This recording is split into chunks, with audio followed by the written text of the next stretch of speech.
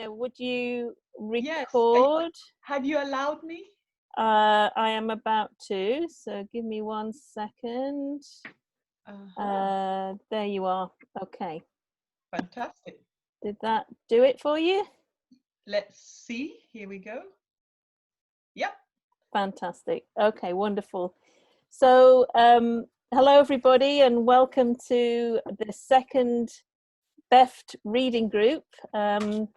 I'm Sarah McConnell, and I'm a certified EFT therapist and supervisor based in Derbyshire in private practice. So I have been involved with BEFT since I moved back from the States in 2016, and happy to be a member of the DMT, the decision-making team of BEFT. And obviously, as you know, most of you have been on these calls before, but we decided that through the COVID outbreak that we would provide some of these groups on a Thursday morning. Sandra has done the theory group, Helene has done the practice group, and my group is the reading group. So today we're going to be talking about, discussing, looking at some questions around chapter 5 of Stepping into EFT by Lorrie Brubacher. I know most of you have got the book, and we'll talk about it in a moment. I'm very fond of it. I think it's a really good EFT resource. So we'll get going in a moment, but first of all, some housekeeping. It's lovely to see all your faces. It's great as we're saying hello, but in terms of bandwidth, it's really helpful if you can now switch off your video and mute yourselves. And that helps with bandwidth, especially for those where it's a little bit more sketchy. So thank you for doing that. We will ask you later on, this is a group where, you know, obviously I'm asking questions, and so there's lots of discussion. So if you have a question or comment, you can open your video and unmute yourself, and you know, we'll ask you to do that at various stages. Helena is also going to be managing the chat. So if you have a question or a comment and you want to put it on the chat, and then Helena will pick that up and alert me, and then we'll get you to open up your video and audio. So thank you for that. It is really weird, having said all of that, when you know that your lovely alive faces have been on the screen, and then you turn your camera off and it's like I'm talking to nobody. So bear with, because it's a little bit strange. So what I'm going to do is I'm going to start off by reading the first part of the chapter, because that kind of orients us really to what it is that we're talking about. So our goal today, like it was last time, is to really delve a bit more deeply into the chapter, look at challenges and questions that the chapter evokes. You'll notice that some of the questions this time are a little more about, you know, you and what you do, and the challenges you face and that kind of thing. I think this chapter evokes more of those kinds of questions, or at least it did for me. So some of when we kind of ask the question, some of it will be, you know, how you feel and what you do, and maybe more about your experiences and maybe even opinions than theory, which I think is a nice contrast to what we did last time. I hope the questions helped you a little bit when you were reading it. Don't worry if you didn't use the questions when you were reading, because we will be discussing them today. There's quite a lot of questions. We won't necessarily use all of them. You know, we might leap over if there's a particular point or discussion point that you like or would like to delve into. We can leap to another question. So what I'm going to do right now is share my screen, and that will help us have a look at some of the questions that I was talking about. So let me just see if I can pin my video. Give me 1 second. You're right, Brian. Stuff. if you guys haven't muted yourselves, please do that now if you don't mind. So, hang on 1 second. All right, I'm going to try and find myself. Oops. Give me a sec. Here we go. All right. For some reason, it's not showing me. There we are. Okay. Why is it not showing me? It's showing me Anna. You're not me, Anna. What's going on? I can see you in the recording I'm doing. Can you? Yeah, because you have to pin it. View, if you go into view options at the top. Yeah. And then you click on, pin video. Pin video. Okay, let me see. So it's at the very top next to, the very top of the screen where the green bit is view options. Don't know if you can see it. I can't. Left-hand side, isn't it? Top left. Top left. Okay. I can't do that. I can't see it, but let me just on go the with very left of your screen, the very, very far left as you can go down. That's it. Here? Yeah. Okay. Or is that your slide view? Wait a minute. I think, sorry about that. Hang on a sec. So I'm sorry. This is really annoying. I'm sorry about this. Trying to find where to pin my video. Okay, let's try that. And then I'm going to share my screen again and we will get started. All right. Okay, phew, technology. So I don't know about you, but I found this Stepping into EFT a really, really helpful book. I think it's really well laid out and it really goes through step by step, which is, I think, the aim of the book, the different parts of EFT, the theoretical basis, talking about attachment, talking about emotion, but in a very kind of logical way. And I like that very much. We decided to look at chapter 5 of this book because a lot of chapter 5 is about emotion and working with emotion, and particularly in steps 3 and 4. And from feedback we were getting, this is a place where people wanted to kind of work. So that was the reason for picking it. I'm just going to read just the first little bit of chapter 5, just to kind of orient us to what we're talking about. So the chapter 5 is called The Tyranny of Unheeded Attachment Fears, Unpacking Emotion in the De-escalation Change Event, steps 3 and 4. So Lorrie says, in this chapter, I discuss emotion as a rapidly unfolding process which needs to be carefully unpacked and explored so as to access the underlying, brackets, unspoken, softer emotions and attachment fears that are fueling a distressed couple's negative interaction cycle. The EFT therapist has 2 tasks. The first task is to access the alarming music of the couple's dance, that is the primary emotions that are usually excluded from individual awareness and not explicitly included in the partner's interactions. The second task is to use these emotional responses and the attachment needs reflected by such responses to expand the context of the couple's problems. The problem is framed in terms of the way the couple interacts and the emotional responses that organize such interactions. So that's really what this chapter is about, these 2 tasks, accessing the primary emotions and then putting the emotional responses and attachment needs into the frame of the couple cycle, so kind of contextualizing them in terms of the cycle. So that's what we're exploring in this chapter.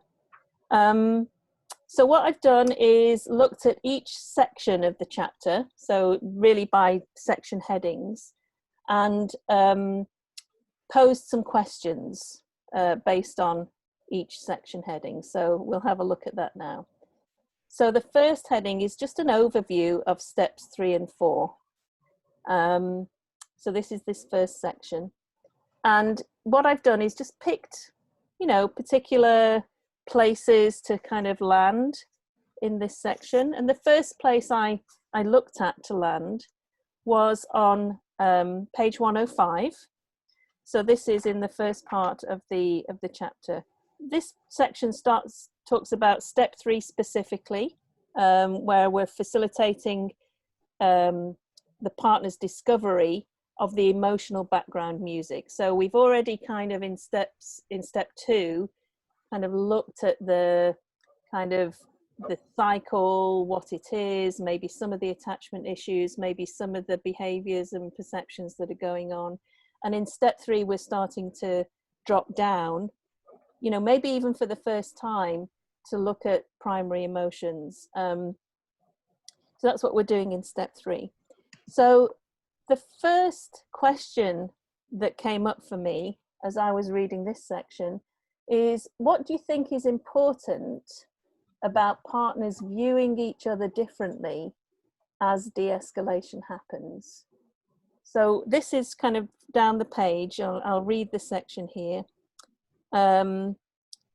As the attachment fears and anxieties of being unimportant, unloved, and unwanted are more clearly recognized and shared, partners begin to view each other differently.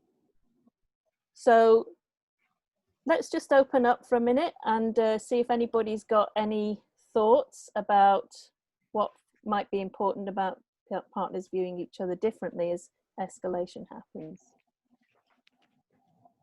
Anybody want to have a stab? Yeah, they get a reframe, and in that reframe, it can contribute to them feeling more secure and having more gathering capacity to react differently, or at least to perhaps following a triggering incident to be able to reflect on it differently. Right, great, thanks Nick. Yeah, that idea of a reframe is so important, isn't it?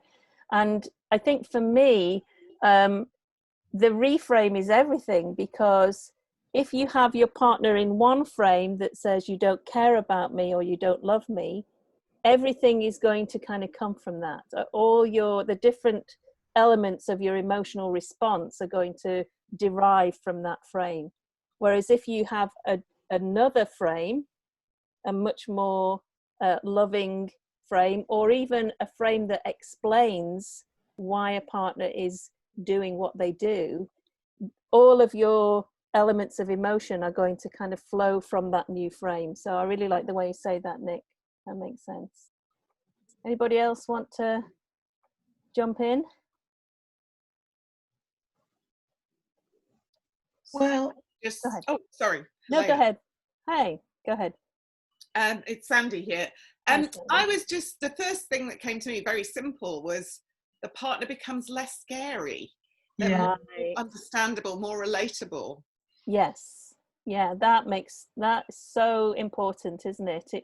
It's sort of the first rung of moving into a place where you can see your partner as somebody who has needs and somebody who protects themselves, and they're going to feel less scary if you know all of that stuff that's behind them, you know, all of the stuff that's driving the secondary reaction. So that's great. It's a perfect way of saying that. Thank you. It's really helpful. Here were my thoughts that came up. I mean, you know, in terms of the chapter, I think we'll get to this later, but this chapter very much talks about emotion as a process with various different components. And this meaning making is one part of that emotion process. So if we shift our meaning making, like I said before, it's going to shift other elements of the emotion process. So it feels really important that they do start to view each other differently. So the meaning of the partner's actions and reactions shifts. So instead of "you don't care about me," it's "this is what you do to protect yourself." That kind of makes a bit more sense, I think, for people. and the partner's actions and reactions are reframed, as Nick said, in terms of their protective or defensive response to a loss of connection, which is, you know, obviously, as Sandy says, going to make that partner hopefully feel a little less scary. It doesn't always work that smoothly, of course, because especially if there have been a lot of attachment injuries or many years of seeing the other frame, it might take a little bit more time, but that's what we're trying to go for. So there's now a new context of more secure attachment with the partner, to Sandy's point as well. And it's not only that there's sort of, it's like a cognitive new context, the experience shifts. So if meaning making is one part, you know, the experience, the bodily reaction, the appraisal and so forth, the initial appraisal, all of that can now shift, like it's a full body shift, and that's the partner is now associated with security. So thanks guys for these really awesome comments that you're making here. Okay, so in that same section, I think on the next page, page 106, we look at this paragraph at the end. Emily reviews the process of de-escalation in her own mind. Step 2, help them name the steps of their dance. Step 3, help each partner unpack their emotional responses so they can hear, feel and express their core fears. Step 4, help them recognize how their moves in the dance are linked to how they trigger one another's fears and to take deliberate control of the negative cycle. She is discovering the thrill that comes with de-escalation, what relief she feels as partners begin to experience the cycle as the common enemy, grasping that the true source of distress and loneliness is not you or me, it's the cycle we get pulled into by our hidden fears. So what effect does experiencing the cycle as the common enemy have on the couple? Again, anybody want to unmute themselves and talk about that? Well, I suppose it takes the focus off their self-defense, and then they've got more opportunity to see each other properly. So I think, you know, the cycle becomes the common enemy, but also because they're less defended, they're able to look at each other more closely and understand each other better. Lovely. Yeah, that's Tony, right? Yeah, that's right. Yeah, so Tony, I think that's wonderful. That's a really good way of saying it. It takes the focus off their self-defense and gives them something else to focus on, the common enemy of the cycle. That's great. Anybody else? It can have a unifying effect. Oh, brilliant, Jane. That's lovely. Yes, so it's giving them something that they can both understand and work with. Great. That's a beautiful phrase. It gives them, it's a unifying effect. They become a team against this cycle, which is so fantastic, isn't it, really? You know, they've been fighting each other and then all of a sudden they have something else to fight. They're on the same side. Yeah, great. Any other thoughts? Yeah, go ahead. It possibly reduces the sense of blame each might feel. That's lovely. Sorry, I don't know who that is. That's Jenny. Jenny. Thank you, Jenny. Yes, reduces the sense of blame. How amazing. You know, to sort of have something else as the focus of that rather than the partner. What, again, another reframe, right? And of course, just to take a little segue for a minute, you know, reframing is one of the interventions in EFT that we're trying to do over and over again, sort of reframing things in the context of attachment and security and insecurity. So if we can reframe and the cycle as the common enemy, yes, absolutely, that's brilliant. Thanks, Jenny. Just moving on, I've put a couple of things here. Oh, look at that. Reframes the couple's troubles as something they get caught up in rather than something they're doing to each other. So we're all on the same page. How lovely. Helps with the idea of seeing each other differently. Yep, that's, I think, to Tony's point. Oops. Hold on. yeah, so I think we're all good with that. So reframing as the common enemy is quite an important part of that.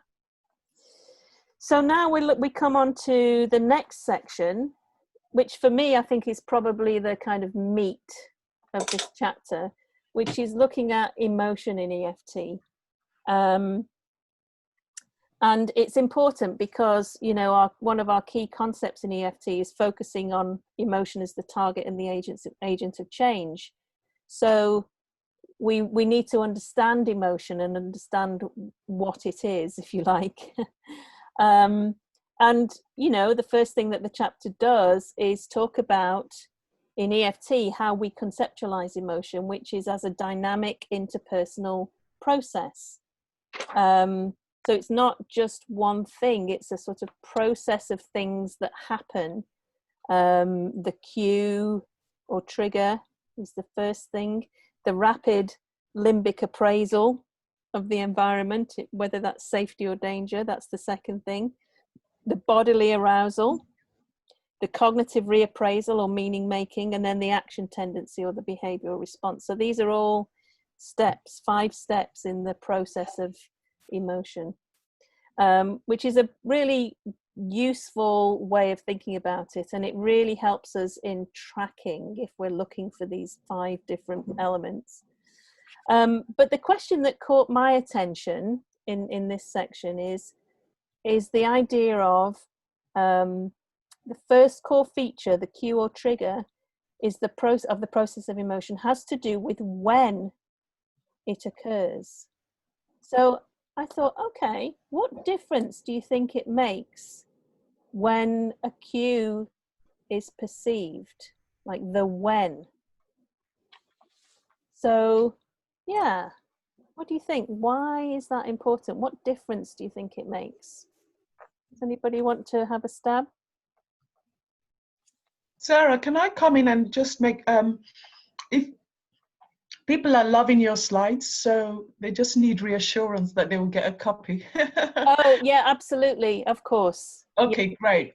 No problem at all. Okay, and then that was my main contribution. And if I wait, and then I'll wait and I can make a comment if others have not, don't say anything. It was a brilliant contribution, Helena. Thank you. Can I ask a question about that? Go ahead, Sarah? Jane. Yes. Are you talking about perceived by the therapist, or perceived by the other in the couple? I think it's about the couple. Yes, the partner Okay. in the couple. So yeah, go ahead. I was thinking that so these cues can be all the time, but it's when there is already distress or a feeling of threat to the attachment that the cue becomes really important and alive. Brilliant. Yes, love that, Janine. Yeah, because it's not just any old cue, is it? It's a cue about threat to the connection, isn't it? Mm-hmm. Mm-hmm. Yeah, that's great. That makes a lot of sense. That sort of the next bit of that paragraph. It says, in a distressed relationship, emotion is set in motion when a cue threatens the loss of an attachment figure, or when threat is experienced and the attachment figure is unreachable. So that's why it's important. Good job, Janine. Anybody else? And it's often a repetitive cue, a repetitive action. That makes sense, Jane. Yeah. Can you give, is there an example that you're thinking of? Well, when someone turns away in a particular fashion, or even raises an eyebrow, or just something that nobody else would recognize as danger, but which is repetitively a repetitive script. Right. Yes, really, really powerful. That's really helpful. So that thing or that repetitive action, up until the point they get to you in therapy, has signified something over and over again. And that thing that it's signified is a threat to you know, the partner that perceives it. Yeah. Yeah, brilliant. So interesting when you're in a session and they're escalated, how quickly it can shift. You know, you get it played out right in front of you, and it's the minusculest thing. Yes. And suddenly they've gone, and you're kind of going, whoa. Yeah. But it happens so fast. Really does. You're so right. Who is that? Mary Claire, sorry. Mary Claire, lovely. Hello. Yes, what a great comment. You remind me, as you say that, of Stephen Porges. You guys might know him from the polyvagal theory. He talks about this idea of neuroception, which is, it's not perception, it's neuroception. It's that we are so tuned into the environment around us, we're not perceiving it necessarily through our eyes or ears or those senses. We're perceiving it through our sort of neurobiology, if you like. It's that sort of very subtle, almost imperceivable thing that we're picking up from somebody that then signifies threat. So you're right, Mary Claire, my goodness, it can happen so quickly. Yeah. Can I say something? It's also kind of, when it feels it's disempowering, helpless, powerless, is kind of stuck with it. Right. Yes, that makes sense. So it's like, because it happens over and over again and it just keeps on going the same way, there might be that sense of not really being able to change it or do much about it. Is that what you mean? Yeah, it's disempowering, is just powerless, disarming all. Yeah. Yeah. Well, and how quickly the partner might go to that disempowered, hopeless place immediately when they see that cue. Yeah. Yeah, amazing. Great comment. So is that the importance of the when, that if they can just catch it at that moment, the alarm, and know that that's it again, they can take control of it. Absolutely. Is that Tony again? Yeah, sure. Sorry. Yes, it's okay, no problem. Sorry, I probably should say, you know, if you make a comment, just say your name. Just helps me because I can't see you. But yes, Tony, I think you're spot on. That makes perfect sense. So one of the things, it's Isabel here. Yeah. One of the things that was going back to Porges that I just always hold in my mind quite useful is he calls that neuroception, sort of when there's a trigger there, biological rudeness. Oh, I like that. And it just really helps to kind of see, yeah, this is absolutely at your nervous system level. It's just automatic. It's just, and you just think of that word rudeness. Of course, it's going to have a trigger. Yes. Oh, that's amazing, isn't it? What a great phrase. Thanks for bringing that up, Isabel. That's very helpful. So you've got, you know, obviously this is bringing up a lot of interest, you know, in terms of this when. And of course, it makes a difference to us as therapists, because if we can catch that, if we can notice that, we can sort of stop and work in the present process. What just happened, right? So then we can kind of really understand what that cue is that gets the emotion process going for that individual. I was going to say that's what I think what makes Zoom more difficult. It's much more it's not so easy to pick up on those bodily cues when you're not person to person. Yeah, that makes sense. There's so much more information in the room when we're face to face, isn't there, that helps us pick up. That's a really good comment, Jane. I appreciate that. So this is what I came up with. Like the when indicates the moment that perceived loss of the attachment figure is triggered, like in that neuroceptive moment, which we've talked about. It also might indicate the moment that the attachment figure is unreachable. This is what from the chapter here.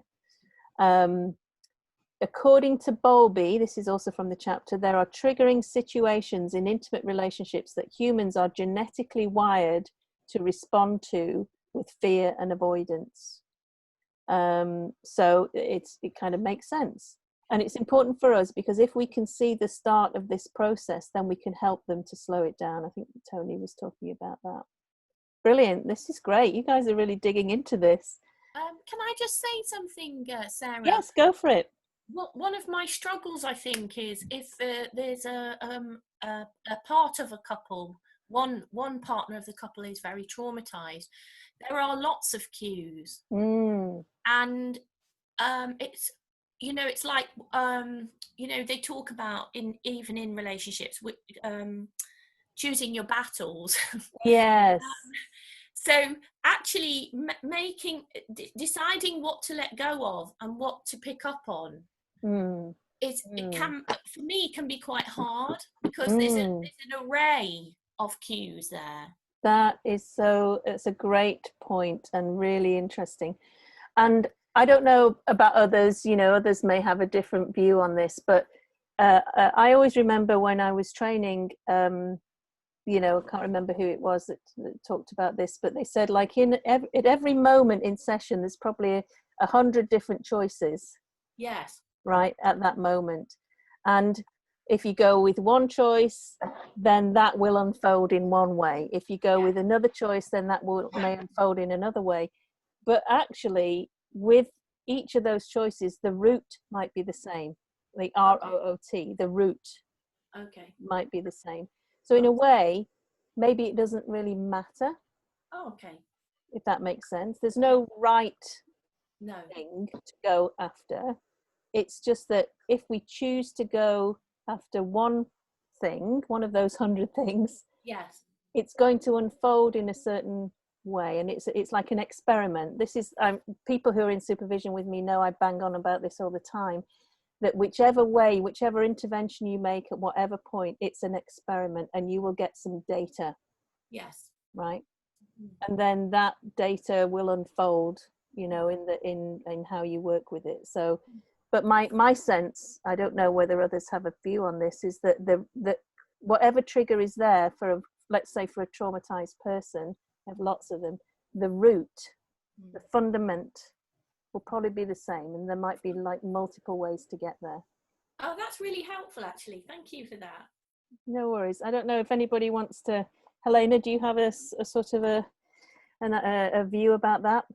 Well, I like what you just said, very much so. All roads lead to Rome. Yes. All roads lead to Rome, and what matters is if you're keeping your focus and you know you're trying to get to Rome. Yes. Hopefully, eventually, you will get there, regardless of the route. Yeah. Yes, right. I really like the way what you just said. I wanted to know the person who just spoke, because I could recognize the voice, but not. Sorry, it's Bethan. Oh, hi, Bethan. Oh, okay. Right. Thank you. I mean, actually, that what you've just said is very affirming to me, because I think that's often where my hesitancy sits. In that, which one do I go for? And not to understand that actually it all leads to Rome. Yes. Or it leads to is actually very affirming to me as the therapist. Good. Well, I think that's what we're hoping to achieve here, is to sort of help you all kind of not, you know, to feel more confident, because I think that's a big deal. Thanks, guys. This is good. Hey, carry on. Sorry, it's Tony here. There was a comment in Helene's last week about the emotion that is most alive in the room. And I've given thought to that, because I often find that there seem to be so many emotions, and I often can't distill it out. But I suppose it's that sort of most sort of stepping back and thinking, you know, what is really alive here? You know, giving it a little bit of time and space for it to emerge, you know, not sort of to try and catch it too quickly, but to think that comment, which is the most alive emotion. Yes, lovely. That that's really helpful. And it really goes to this idea of the when, doesn't it? Because if somebody has an instant reaction to something because that attachment threat cue has happened, that's the most alive thing. Right? I think that's what you're saying. Yeah. Good. Oh, this is great. I'm glad this question sort of stirred some thinking, because I think it's really helpful what you've all said. I think one of the things that I've noticed as well, and especially from the last training, which Sandra talked about, was when you see the cue being perceived and what's most alive in the room, but dealing with withdrawers and pursuers, and sometimes with the withdrawers, and especially with trauma, having to really look for what that cue is and looking for how that's being perceived, because sometimes, and I had it yesterday with a couple, it can be a look of numbness or a look of a much more quiet feeling that, or a cue that's kind of being perceived. Yeah. And I find that tricky, and it's something I'm constantly working on. I don't know if anybody else has that experience. Yeah, thanks, Kate, for that. You've reminded me, you know, don't worry about anything that you just said, but it does remind me that we want to be careful about talking about clients, because this is going to be up on YouTube, and it would be possible for clients to watch this, and you wouldn't want them to be able to identify themselves. But it's thank you for that. It just reminds me about that, and I think your comment was general enough about that, but just a quick reminder about that. But your point is well made, you know, that picking up the cues from a very active pursuer, or the moment that the cue is perceived for an active pursuer, is much more obvious, isn't it, than for a withdrawer. We have to be really kind of paying attention. Is that what you mean, Kate? Yeah, absolutely. I think it was something that came out in the last training, really, that kind of noticing the quietness sometimes in when a cue's being perceived, as well as the loudness in other people. Yes, that's a great point. Thank you for that. Okay, let's have a look at something else. So this is also in page 107, and I talked about it a moment ago, this rapidly unfolding multi-step process that emotion is, that we understand emotion to be in EFT. So the question here is, you know, about that whole process. What difference does it make to you as a therapist that emotion is a multi-step, rapidly unfolding dynamic process? How would that make you work differently, or what difference does it make to you? It really helps me. It kind of empowers me, because then I can kind of enter it almost anywhere, because in a way I can rely on myself. If I'm getting a sense of, oh, this is significant, even if I can't sort of locate and be really clear in myself what the emotion is, if I'm aware it has all those elements to it, then just to go in and explore it, to invite noticing more on any of those levels is going to be helpful, or is likely to be helpful, perhaps is the way to say it. Yeah, brilliant. No, that's such a great comment. It's sort of I don't know, the sense I get when you're talking is it's sort of like you can relax a little bit, because there's multiple points of entry. You can kind of go with what's right there, you know, kind of right in front of you, and you can kind of explore all the different elements. Yeah, I really like what you said. Exactly. Yeah. Fantastic. Anybody else? What difference does it make to you? This is one of those questions that's about you, really, rather than the text, if you like. I loved this. It's Janine. I loved this question, Sarah, because it just feels pretty central to the work, in terms of why do we have to slow it down? Because it's rapidly unfolding, because it's dynamic. There are so many entry points, and also and the thing about going back to being granular, you've got all the different bits to put together to make sense of the emotion. Brilliant. And it's kind of move two of the tango. So that question kind of pulled lots of different bits together for me for my practice. Great. Oh, I like that's brilliant. And bringing in the tango, so that's fantastic, because it is what we're trying to do in sort of step one, step two of the tango, isn't it? To sort of really name this rapidly unfolding dynamic process. Yeah, fantastic. Thanks for connecting those dots. It's really good. I think it's so helpful to have. Sorry. Hang on. Who's first? Go ahead. Mary Claire, just saying how the agility that you need, and I think that's really what that reminds me. I mean, I know it because you can feel it in the room, but I think seeing that, you know, you have to be agile with your couple, because there's so much, you know, and actually choosing that, as you say, there's anywhere that you can go in, but just keeping that agility to be with them and understand that it does change. You know, and if you're staying in one place going, oh, that's what's going, you know, they're going to go, for flip's sake, no. Yes. Sorry, I love there are that. other ways of putting that, but you know what I mean. And just staying agile, I think, is incredibly important. Love it. Yeah, that's right. And this is the essence of sort of tracking, isn't it? You know, when we're tracking, because we're not assuming that we've landed anywhere. We're tracking this dynamic process that is unfolding. So that agility, yes, we have to be present and noticing and agile. That's a great word. It's a really good word. Somebody else was yeah, it's me, Melvat here. I just will use what your question, Beth, and in my very simple language, so I hope it's okay. So it sounds to me like the image you put in the question, multi-step. So we are on the stairs, so I'm okay to go up and down all the time. Yes, I am on the step, I can up and down. Rapidly unfolding, it's overwhelming, a lot of emotion there, but I'm still can go and deal with it. If I miss something, I can go down and pick it. If it's up, I can de-escalate it, work with it. So it's, I am there, and it's dynamic. It's happening all the time on the stair. Yes. I'm missing them, I'm picking them. So it's like, it's an image. Yes, I love it. That's a great image. I just had that sort of sense of you running up and down a ladder, you know, and kind of like going here and then going down here. I'm ahead of them, so I'm just go down and pick them again. I'm missing some emotions, but I'm still there. I can work with it. So which gives the sense of what your question is like.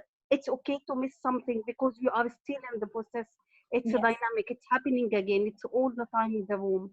Yes, lovely. That's great. And it's a great image, and I'll remember that image because I think it's helpful. We have different places to go. Yeah, we have different places to go. We can, you know, she uses in here the idea of the doors down the doors in the car. I mean, you'll all be familiar with the car door image that Lorrie has, but she also uses the image of the doors in the corridor. If one door closes, another door opens, you know.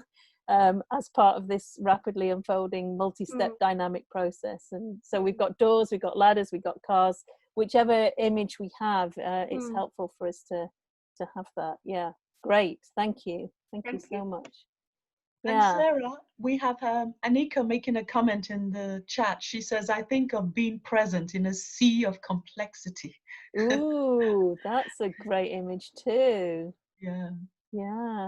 Yeah, we're kind of right. Oh yes, I'm getting that sense of being in a sea and having this complexity around me. But I'm also, it kind of goes back to that, was it, I can't remember who it was now that was talking about the where do we go in terms of the cues, you know. Again, it's like, does it really matter if we kind of go with the meaning making, because that's all, like if we open that door to meaning making, that's probably going to open doors to other things. So wherever we go, we're going to get to Rome. I just step in here, it's Anika. I was thinking too, it goes back to this kind of privilege of this sacred moment of therapy, you know, because the work that the couple does in the week, you know, we're in the ordinary, aren't we? And when we're in this sacred space of therapy, it feels like there is a container for that, to have that kind of special time where we can be in that kind of sacred space and be present to complexity in a way that we can't when we're got dishes or, you know, gardening or, you know. And it feels like there's something very you know, sometimes it's just that to me it feels like that container of therapy is the container where we can hold that complexity. And that's something I think when we're in session and things are like that it is at the same time this sort of very valuable kind of opportunity for us to have that experience. So it goes back to me sort of appreciation of this privilege that we have, really, in the Thank work. you. Yeah, yeah, that's really lovely. I like the way you say that, and it also kind of reminds me that we're holding folks in this process, we're slowing them down, we're validating each part of this process, we're helping them make sense of the very complex process that it's hard to make sense of in those moments when the cue happens. So I love the way you say that. We slow it down, we hold them, and we kind of create safety in this maelstrom, so it's very nice. I like that very much. Anybody else want to say something about this before we move on? Sarah, this is Helene. I just want to say I love all the descriptions I've heard, and I particularly love this, that as therapists, us being agile, because what I love about the different elements and this unfolding process is it means you can meet people where they are. Like, if the withdrawer is in his head, it's fine. I can meet the withdrawer in the head, and then I can take him to the heart. And if the pursuer is in her heart and is all emoting, I can meet her there. And I know that eventually we can go up the ladder and get to the cognition. Yes. So that idea of that is constantly shifting, and I have to be agile. I don't have to latch onto one thing. I have to go with the flow. That I really like all the images that have come forward. Yeah, me too. Thank you. And thank you for bringing that phrase in, which is just so vital to the work that we're doing in EFT, which is being with the client exactly where they are. We're not trying to push them anywhere. We're just being with them and validating them in whatever part of the process is kind of like present. I love that. Yeah, that's really, really helpful. We'll come on to that in a bit, because hopefully we'll get there. We have a question about these different doors, so hopefully we'll come on to that a bit more. The things that came up for me were, for me it sort of it would change the way I worked with and tracked and processed emotion. If I thought it was one monolithic thing, that would be different, but as a unfolding dynamic process, it changes the way I work with emotion. And the fact that it's unfolding might mean that it changes from moment to moment. And especially, we've got a question later on about primary emotion being unavailable. As we open one door, something else unfolds, and as we open another door, something else unfolds. And it is going to change, because that person is going to have a different experience as each door opens. So these are just sort of my thoughts, really. The fact that it's interpersonal, I don't think we use that word in the question here, but it's an interpersonal, multi-step, rapidly unfolding dynamic process. It might mean that we're more focused on triggers and cues from another person, right? It's in the context of the relationship, and the fact that it's dynamic. So I looked up the definition of dynamic. Characterized by constant change, activity, or progress, means that it's changing constantly, so we might need to be tracking it and not making assumptions about it, just kind of gently holding it, because it's probably going to shift at any particular moment. Yeah. Okay, so next section is what are the basic emotions? And I kind of really like this section. I know it's quite sort of, the first bit is quite small, but it just really helps anchor me in these different emotions. But the thing that caught my attention are these sort of emotions that are mixtures of things, right? So on page 109, she talks specifically about hurt or emotional pain and anguish is found to be a complex mixture of anger, sadness, brackets grief, and fear of relational loss. So if hurt is that complex mixture, how would we deal with this in a therapy session? So what do you think? Any thoughts? Who's brave? Sally? Yeah, go for it. Hi. Just thinking about this question, I'm thinking about sometimes I use parts language to help the client to sort of normalize the fact that we can hold all these different, strong, difficult emotions in different parts of ourselves. Very nice. Yes. It's a perfect place to use parts language, isn't it? A part of you feels angry, a part of you feels so sad, and a part of you fears so much that you will lose him or her. Yeah, that's great. It reminds me of the idea that what we're trying to do with emotion is we're trying to help people organize it and name it. So the parts language is just lovely for that. Yeah. Anyone else? So heightening those basic emotions, bringing them into the context. Kind of bringing them to life. Right, yes, and empathizing with them. Yeah, that makes sense. Making a logical connection between those and the actions. Right. Connecting them to what somebody does when they feel hurt. Yeah. And making the anger, the sadness, and the fear sort of understandable in the context of a cue or something that just happened. Yeah, thanks, Jane. That's great. Anybody else? We were talking about going with the flow, but in some ways it's a matter perhaps here of actually keeping a particular door open. Sort of it's the slowing down, the focusing on one at a time. And the flow can become a tangle, can't it?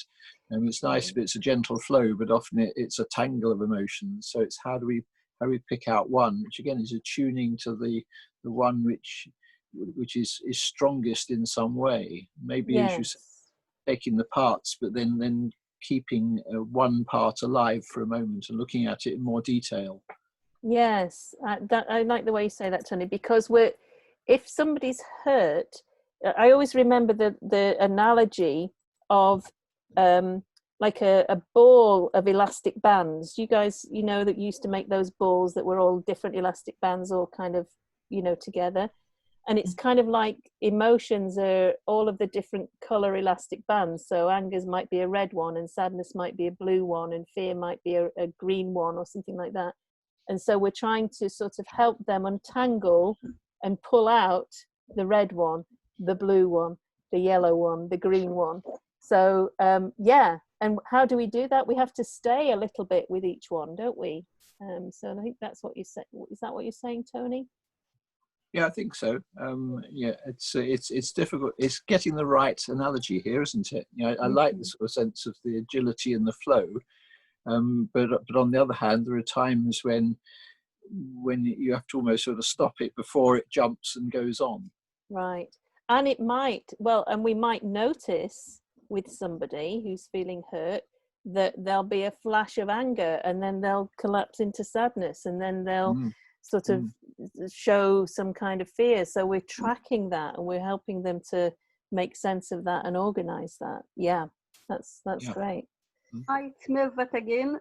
I think while processing these emotions for the person is helping the partner to perceive it not in a defensive way. So it's like accepting and the other one will feel listened to and understood. So because the defensiveness is always coming in the way of blocking the connection or something like this. Yeah, that's great. Yeah, because a lot of these emotions are sort of reactions to more vulnerable primary emotions, and we're going to have, there's a question later on about why it's important to validate the secondary emotions, and helping them feel understood by that validation kind of takes away some of that defensiveness. Yeah, great. Yeah, can I say that for me it seems a big part is that by being able to slow it down and pull off the rubber bands, it means we can have language and we can name what's going on, so we can relate to it. We have a symbolic relationship with components of what we're feeling rather than relating from it. So I'm able to talk about it and process emotion through social interaction rather than just acting out. Right, that's brilliant. Yeah, and that actually goes back to what we talked about in the last reading group, which is, you know, if you think about a child or a baby having somebody available who can help them name what they're feeling, you know, that's also our role here, is helping people name what they're feeling and organize it. So that's a perfect way to conceptualize this, Tony. Thank you. Yeah, one more and then we'll move on. Go ahead. I love your coloured bands. That really helps, because that links a bit with what Richard was saying there then, and also just the last part, which is just if you can have it in that really strong visual, different elastic bands and the complexity of what they're feeling, you can then distill those kind of emotions even further with their action tendency, with their, okay, so when it's the red coloured band, this is what's happening in your body.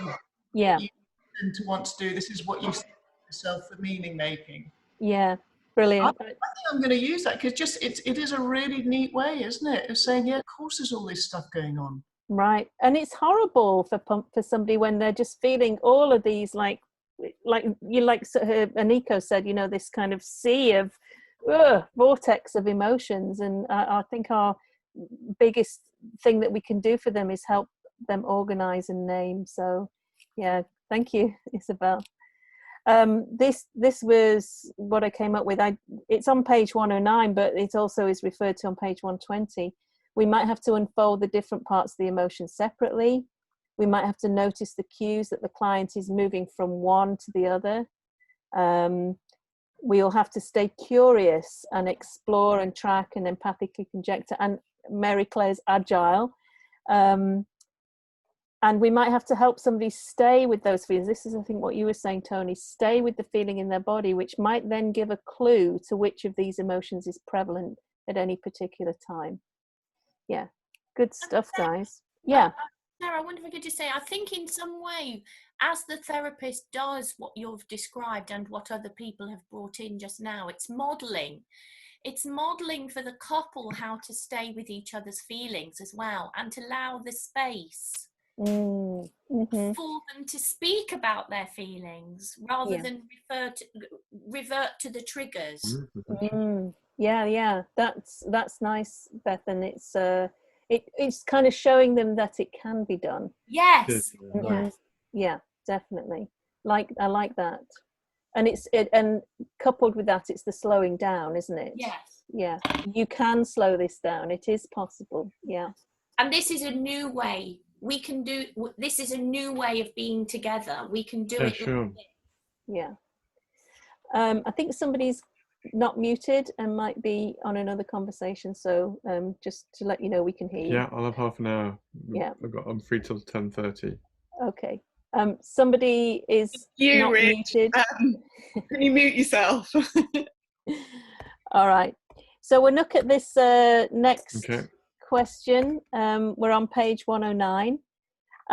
This is the section that's called Emotions Contain Messages of Needs and Motivations to Act. So this is the section that talks about what emotions are really for. They give us information. They're powerful signals about what we need. And, you know, this is very helpful for us in EFT, because what we want is for people to be able to talk about what they need, and so their partner can help them with that. You know, this is the thing that bonds them together when they can meet each other's needs. So the question is, how can we use our knowledge that emotions tell us what we need, particularly in stage 1 of EFT? Because we know that in stage 2, we're going to deepen some of those primary emotions, and really strong attachment needs are going to emerge when we do that. So we know all that. How can we use this knowledge in stage 1? Anybody got any thoughts?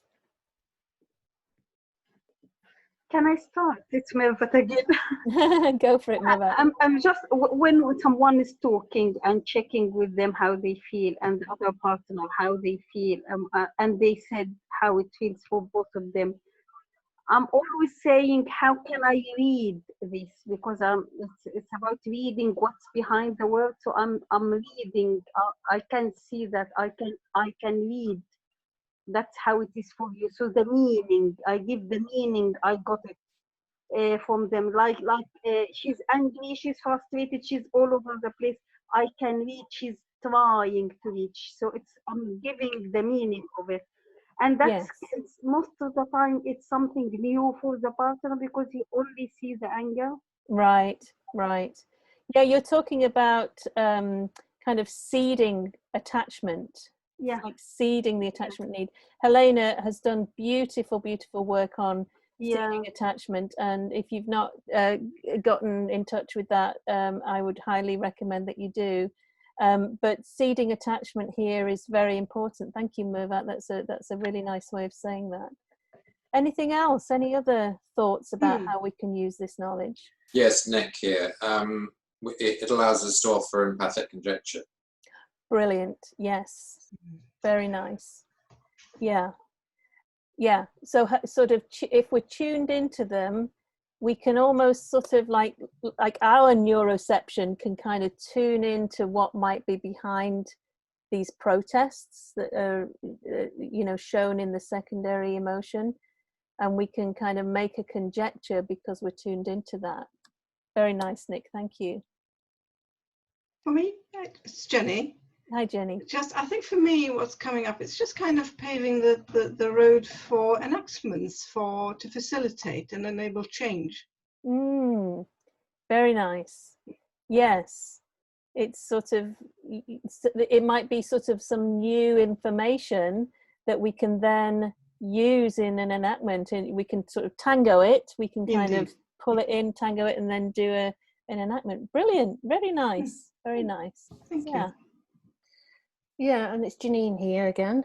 For me, our knowledge helps us frame their distress in terms of attachment longings and needs. Yeah. So we can help them make sense of the behaviour. Right. And then you can validate and do empathic conjecture and Yeah. So you're kind of coming in with that frame. Yeah. That there's something here around a need or a motivation. Yes. Yeah. Fabulous. Yeah.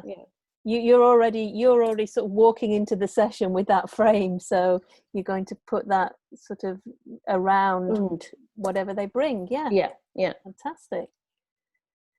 Okay, a couple of things that I've pulled up here. We might be able to notice partners being flooded with emotion and making rigid interpretations of their partner's words or actions, and empathically conjecture. There you go, Nick, you're on the same page as me, about the attachment needs embedded in their experience, in their protest. We might be able to give words to what's underneath the attachment panic displayed in the reactive secondary emotions. So that's to your seeding and reframing. Yeah, great, good stuff. So we're now looking at the section on page 111, which is labeled What the Clinician Sees and Hears in Steps 3 and 4. And particularly, we're looking at danger cues and alarm bells in step 3. So we're talking about bodily danger cues. So this is in the second paragraph, or it's actually in the first paragraph as well. Signs of perceived threat can be seen in facial expression, tone of voice, and other non-verbal gestures. The cue of a partner turning away or turning against can be as subtle as a partner's raised eyebrow or very slight bodily movement of turning away. So here's the question: what challenges face you in working with the client's bodily danger cues? And I think Jane actually sort of brought up this idea of working on Zoom and how we sort of might miss some information working on Zoom. But what kind of other challenges do you face?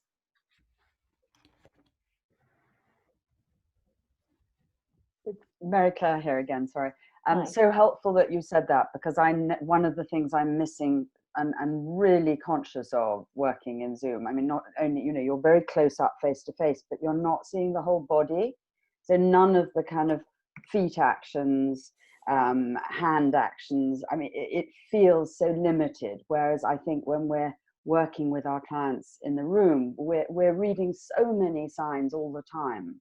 And so on a Zoom call, I come away feeling very sort of half that I've sort of only half known what's happened, if that makes sense. It does. You know, and you're having to kind of sit with words, but yeah, missing the kind of the color, you know, there's such little things, you know, the breath, it's really hard to see, you know, you can see their face, but you can't see their chest. And I don't know.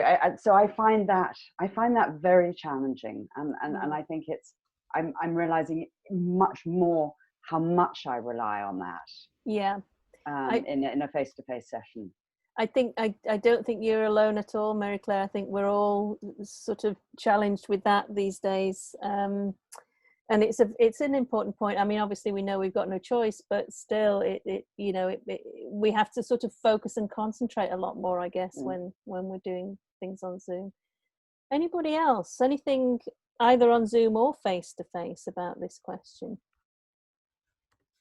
It's Aniko here. Can I just pop in and say something about the Zoom? Because I think it's something I was wondering too. Like, I wonder if there's a way to to be able to kind of access that information. Like, I'm even wondering, like, to slow it down and maybe ask the client, you know, what are your legs doing right now, or what? I wonder if there's like ways, or because I know that, like, working on Zoom, there's an adaptation happening for how I'm working. And I wonder if some of that, you know, like, I wonder if there's a way. I just think it's really important to have these conversations about how, you're not that, okay, there's an obstacle here, I'm sensing something, but is there also a way now that we can help to connect, you know, through this medium? So thanks for bringing that up, because it's something that's on my mind, and I'm interested to have this conversation, you know, as we're working like this. Well, it's interesting you said that, and what that brings up for me is that idea of where we focus, the client focuses. So I like that question that you bring up, you know, I can see something's happening here. What are you noticing in your body? What are you noticing in your legs? I can't see them, so can you help me? Like, you know, we're focusing them into some of those cues, those danger cues that we might not be seeing, but we can have them describe them maybe, and that helps pull up that awareness as well. Yeah. Anybody else want to talk again, about that? sorry. I just wonder if the frustration of not being able to reach the client body language fully is part of their process of they can't reach each other. Part of their own process. Yes, you might. That makes a lot of sense, actually. You know, can you say more about that? It maybe because they can't reach each other, and we are not working in the full capacity we used to, like being with the client, and they can't be with each other. So it's kind of the two processes here kind of overlapping, merged or overlapped. Yes, I see what you're saying. Yeah, that makes sense. It's a metaphor in a way for not being able to reach one another. Yeah, I see what you're saying. That makes sense. Because it's true. It's not the same, but some clients I work with them online, I feel it's okay. It's open. I can do it. I can reach. Other clients, I feel it's closed. So I was wondering what is the difference. Maybe this question made me think about it. Thank you. That's good. Well, this is part of the point of this, you know, these questions to get you thinking and wondering and challenging. So I'm glad that happened for you. Anybody else got any thoughts on this? Maybe, I mean, obviously we're talking about Zoom, and that's kind of really figural for us right now. But also, you know, thinking back to working face to face, are there any challenges face to face that you face in working with bodily danger cues? Yeah, Sarah, I was going to come in here if that's okay. Because yeah, go for it. I just want to say one thing about Zoom, and then I'll go to the face-to-face. One of the things is a bit like blind people learn to be very acutely sensitive to sound. Yeah. And one of the things I've noticed with Zoom is that I've become acutely sensitive to vocal quality. Any change in vocal quality, and I really like what you just said, you know, whatever we focus on. So just change, and I notice something is happening, your voice has changed. Yeah. Which then leads me into what I wanted to say about face-to-face work. My challenge here is, you know, there are certain bodily cues, like even the way people speak, their movement. My dilemma is always, how can I say this in the most descriptive, kind way? Yes. That's not going to shame, say, a pursuer who has become aggressive in their body language, you know. So, you know, I'm always playing with, because that's the challenge. How can I reflect present process in the kindest but most obvious way? So I'm always playing with it, like your energy has risen, which means which for me is really you've raised your voice. But I say, not just your energy has risen, it's a way of saying, okay, you've become very loud now, but you know, I'm always playing with what's the most non-judgmental way I can say things, but say it because I really want to say it. Yeah, so that's so great. I love that you said that. I mean, both of your comments are really, really helpful. Like, you know, a bit tuning into other aspects on Zoom. Like, that's really, really helpful to sort of notice differences in what you're hearing, maybe rather than what you're seeing. That's really, really lovely. And then, yeah, gosh, I mean, that idea of noticing without shaming or without judgment. Yes. Oh gosh, yeah, that's a challenge, isn't it? Really is a challenge. But you know, I think that, like, if we're aware of it, like you say, you're kind of constantly searching for ways to do that. I mean, that's the main thing, isn't it? If we weren't aware of it, then we would be, you know, much less sensitive. But what you're saying is, I try to be really, really sensitive, and I like that. Yeah. And still brave, because I think that's the gift we give the client, is to hold up the mirror and help them notice what's happening as it's happening. Yes. Yeah. Yeah. So not to let that worry stop you from being brave. Yeah. Exactly. Yeah. So thank you so much, Helena. Just in the interest of time, we've probably got time for a couple more questions. I'm such an overachiever, you know, I've got like 23 questions or something, and we always get through 10. So I apologize for that. But I think the discussion is so rich. So thank you. You know, personal discomfort, you know, it might be something that is a challenge. Not knowing where to go when you get there.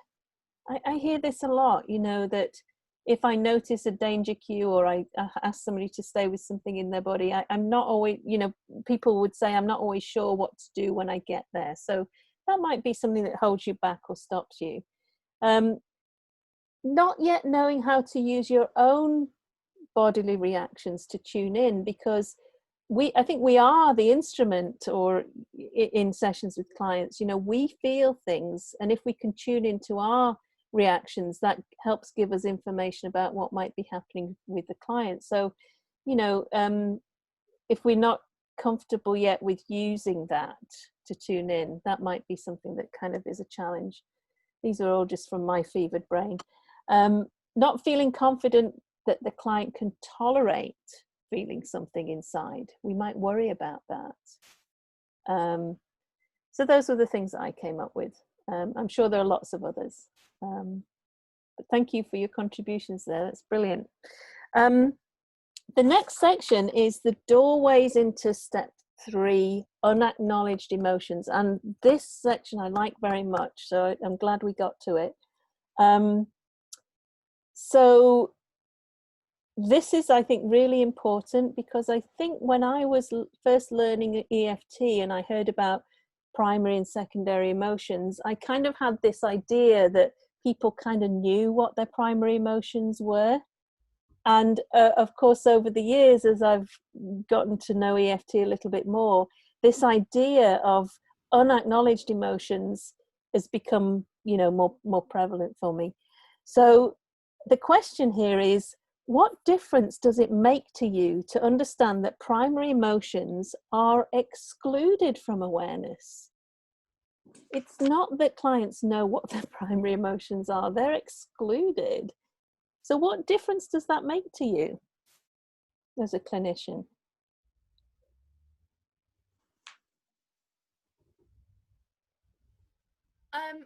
For me, Sarah, it makes me want to be a therapist. Right. Good job you are one then, Betty. Yeah. It actually makes therapy into therapy. I mean, otherwise, what would I be doing here, really? In a way, it makes me interested. It stimulates me, and it sort of excites me because it's the work. So right.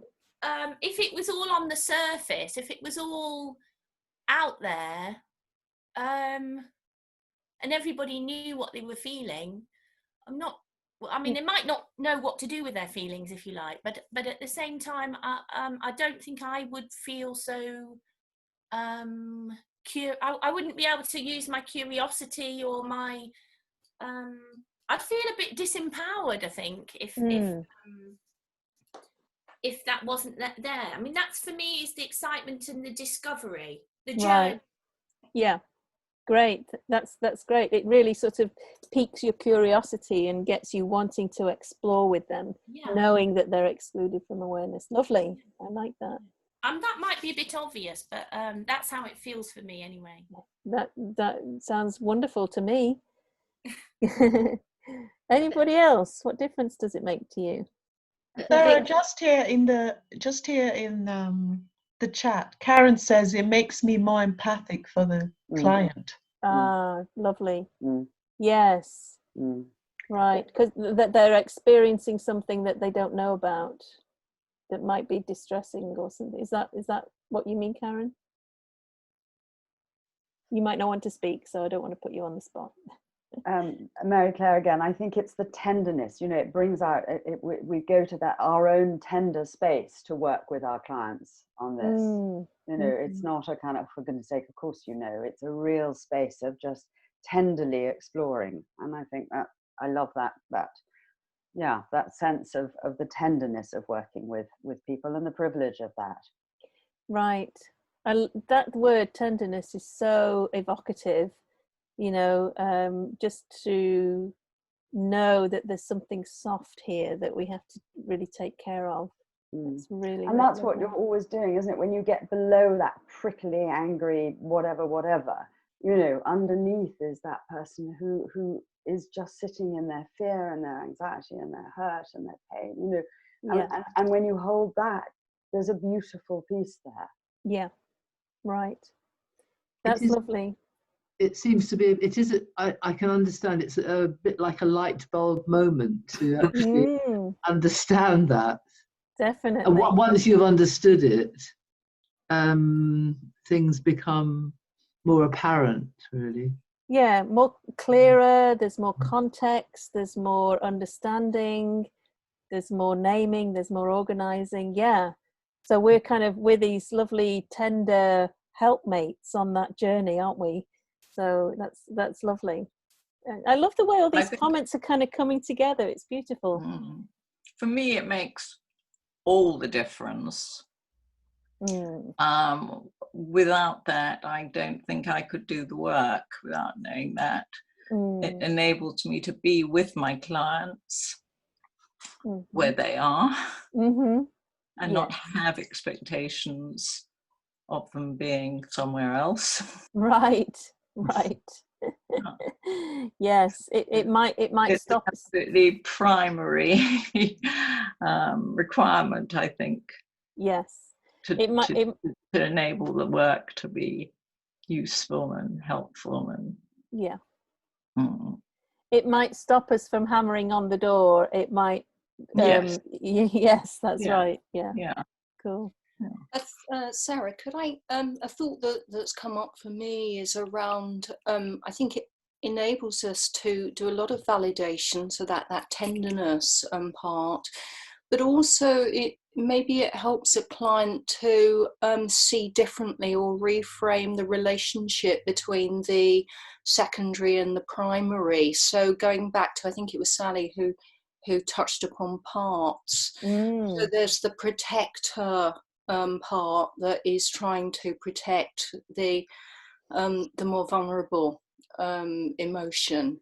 And so actually we supporting the clients not to feel shame or blame for having that protective part, because it's really there serving a role to protect the vulnerability below the surface, and so it offers the possibility of a more relational piece. Yes, I love that. Yeah, that makes so much sense.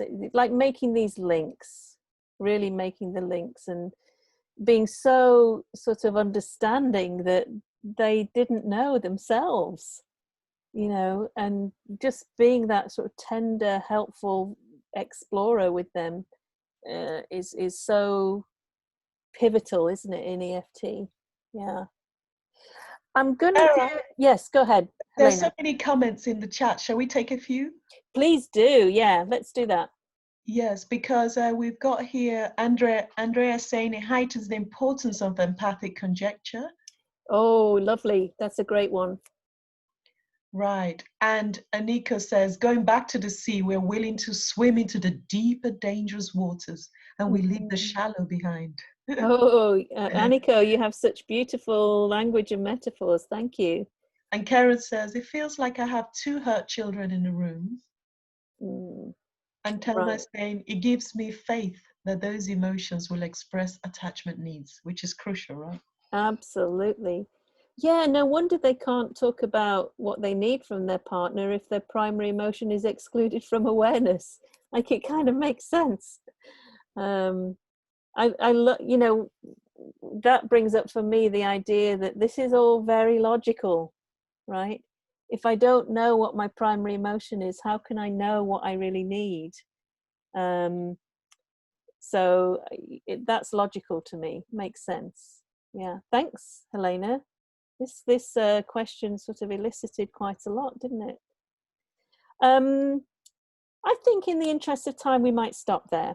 I think just to kind of pull my thoughts into this, we'll have to help the client slowly and safely bring the primary emotions into awareness, tenderly, to use Mary Claire's word, using risk, repeating images, soft, slow, simple, client's words, conjecture and evocative responding. Safety will be the key. For some clients, they might never have felt able to feel and express primary emotions. This might be the first time that they've actually experienced that primary emotion. So we have to make it safe for them, have to help them feel held. And we might have to use the different paths, the car doors or the doors along the corridor, to slowly work towards primary emotion. We're not going to jump right in. The doors are very helpful for us, actually, in very slowly kind of helping them tolerate pieces of that emotion process. Okay, so I'm going to, at that point, stop sharing the screen. And, oh gosh, if my mouse will work, hang on a sec, and we'll maybe put your videos on and we can kind of come back to each other. And while you're doing that, Sarah, just the last comment here in the chat. Sally says it also helps to work towards a felt sense of self-compassion for the self and the other. Beautiful. Yes, that makes sense, doesn't it?